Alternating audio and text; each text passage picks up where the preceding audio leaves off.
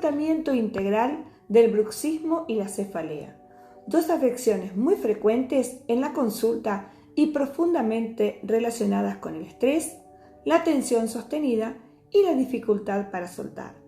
Vamos a trabajar desde una mirada holística, integrando el cuerpo físico, el sistema nervioso, la emoción y la energía, para comprender no solo el síntoma, sino el mensaje que el cuerpo está expresando.